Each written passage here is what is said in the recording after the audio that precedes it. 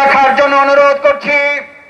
আজকের এই সমাবেশের সম্মানিত বিশেষ অতিথি বাংলাদেশ ইসলামী ছাত্র শিবিরের সাবেক কেন্দ্রীয় সভাপতি, বাংলাদেশ জামাত ইসলামী কেন্দ্রীয় নির্বাহী পরিষদের অন্যতম সদস্য, বাংলাদেশ জামাত ইসলামী কেন্দ্রীয় সহকারী সেক্রেটারি জেনারেল, সিরাজগঞ্জ উল্লাপাড়া থেকে বিপুল ভোটে নির্বাচিত জাতীয় সংসদের মাননীয় সংসদ সদস্য, অবিভক্ত ঢাকা মহানগরীর সংগ্রামী সাবেক আমির জননেতা জনাব মাওলানা রফিকুল ইসলাম খান এমপি বক্তব্য রাখছেন।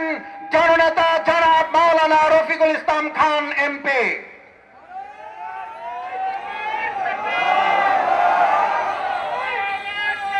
আলহামদুলিল্লাহ রাব্বিল আলামিন, আসসালাতু ওয়াসসালামু আলা রাসূলিহিল কারীম ওয়া আলা আলিহি ওয়া সাহবিহি আজমাইন। তেল গ্যাসের মূল্য বৃদ্ধি এবং দ্রব্যমূল্যর ঊর্ধ্বগতি রোধের লক্ষ্যে আয়োজিত আজকের এই প্রতিবাদ সমাবেশের মাননীয় সভাপতি, ঢাকা মহানগরী দক্ষিণ জামাতের সংগ্রামী আমির, জাতীয় সংসদের সম্মানিত সদস্য জননেতা জনাব নুরুল ইসলাম বুলবুল এমপি, আজকের এই বিক্ষোভ সমাবেশের সংগ্রামী প্রধান অতিথি, বাংলাদেশ জামাত ইসলামীর সংগ্রামী সেক্রেটারি জেনারেল, জাতীয় সংসদের সাবেক সদস্য, সংগ্রামী জননেতা জনাব অধ্যাপক মিয়া গোলাম পরোয়ার সহ জামাত ইসলামীর কেন্দ্রীয় মহানগরী নেতৃবৃন্দ, সাংবাদিক বন্ধুগণ, সংগ্রামী ভাই এবং বন্ধুগণ, আসসালামু আলাইকুম রহমতুল্লাহ। সংগ্রামী ভাই এবং বন্ধুগণ, আপনারা ইতিমধ্যেই জেনেছেন এবং আপনারা নিজেরা সবাই ভুক্তভোগী। আমাদের এই সরকার এক মাসে 2 বার তেলের দাম বৃদ্ধি করেছে, এর আগে গ্যাসের দাম বৃদ্ধি করেছে। দ্রব্যমূল্য লাগামহীন ভাবে বেড়েই চলেছে। দ্রব্যমূল্য জনগণের ক্রয় সীমার বাইরে চলে যাচ্ছে। বাংলাদেশের আইন শৃঙ্খলা বলে তেমন কিছু নেই। আইন শৃঙ্খলার দায়িত্বে যে নিম্নমন্ত্রী আছেন তিনি সব জায়গায় ওনার অবস্থান, কিন্তু আইন শৃঙ্খলা রক্ষায় তিনি সম্পূর্ণ ব্যর্থ হয়েছে। যার কারণে রামিসার মতো নিষ্পাপ শিশুকে জীবন দিতে হয়েছে।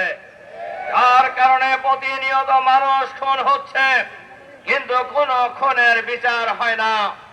আওয়ামী ফ্যাসিবাদের আমলের দৃশ্য আর এখনকার আইন শৃঙ্খলা পরিস্থিতি প্রায় একই অবস্থায় যা উপনীত হয়েছে। ইসলামী ব্যাংকের কথা শুনেছেন, গ্রাহকরা সমাবেশ ডেকেছিল। সেই সমাবেশে আওয়ামী স্টাইলে এই সরকারের পুলিশ বাহিনী নির্বিচারে হামলা চালিয়ে শতাধিক লোককে আহত করেছে। আওয়ামী লীগের আমলেও ব্যাংকের গ্রাহকদের উপর হামলা হয় নাই।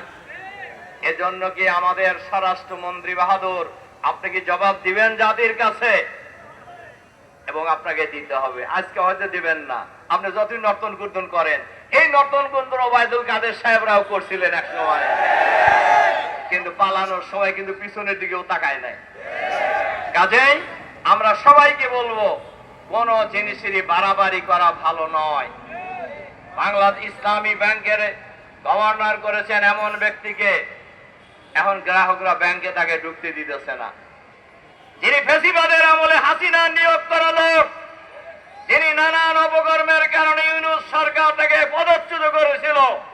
আপনারা কি পৃথিবীতে আর কোন অর্থনীতিবিদ পেলেন না, আর কোন মানুষ পেলেন না?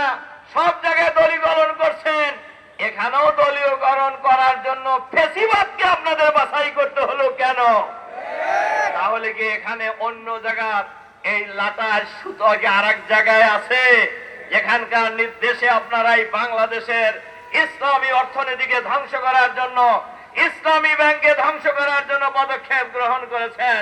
আমি মাননীয় প্রধানমন্ত্রীর কাছে অনুরোধ জানাবো, প্রধানমন্ত্রীকে দৃষ্টি আকর্ষণ করব, আপনি বিষয়টা দেখেন কি হচ্ছে, কারা করছে। ইসলামী অর্থনীতি, ইসলামী ব্যাংক বাংলাদেশের অর্থনৈতিক দৃঢ়ভাবে দাঁড়ানোর ক্ষেত্রে ঐতিহাসিক ভূমিকা পালন করেছেন। বহুবার এশিয়ার শ্রেষ্ঠ ব্যাংক হিসাবে পুরস্কার প্রাপ্ত হয়েছে। সেই ব্যাংকে শেখ হাসিনা এক দফা ধ্বংস করার চেষ্টা করেছিলেন। এস আলমের মাধ্যমে লক্ষ কোটি লক্ষ হাজার কোটি টাকা বিদেশে পাচার করেছে। একই কায়দায় আরেকটা গোষ্ঠী এই ব্যাংক ধ্বংস করার জন্য, টাকা লুটপাট করার জন্য এই ব্যাংক ধ্বংসের পায়তারা করছে, ব্যাংক দখল করার পায়তারা করছে।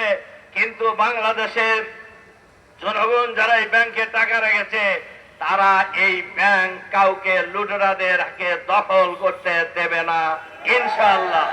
আপনারা কি লুটেরাদের ব্যাংক দখল করতে দিবেন? বাংলাদেশের জনগণ এখন অনেকেই বলতে পারেন, ভাই আপনারা কোন কেন, আমরা ওই ব্যাংকের গ্রাহক, এই গ্রাহকরাই মালিক বাংলাদেশ ব্যাংকের। সুতরাং ব্যাংকের গ্রাহক হিসাবে আমার অধিকার আছে এই ব্যাংকের ব্যাপারে কথা বলার।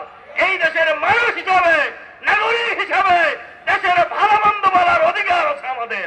সুতরাং আমরা আহ্বান জানাবো, অবিলম্বে তেল গ্যাসের মূল্য যা বৃদ্ধি করেছেন ওগুলি অবিলম্বে প্রত্যাহার করে নিন। এর সাথে সাথে দ্রব্য মূল্যর ঊর্ধ্বগতির লাগাম টেনে ধরুন। অর্থনীতিকে বাঁচানোর জন্য ইসলামী ব্যাংক সহ লুটপাটের যে পায়তারা করছেন এটা বন্ধ করুন, নইলে বাংলাদেশের জনগণ হাসিনার মতো ফ্যাসিবাদকে বিদায় করার জন্য জীবন দিয়েছে, বিদায় করতে বিদায় হতে বাধ্য হয়েছে।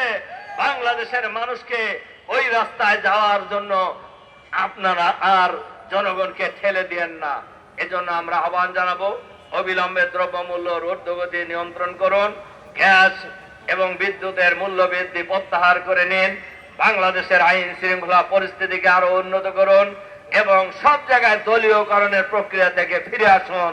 এই আহ্বান জানিয়ে আমার বক্তব্য শেষ করছি। আল্লাহ হাফেজ। বাংলাদেশ জিন্দাবাদ।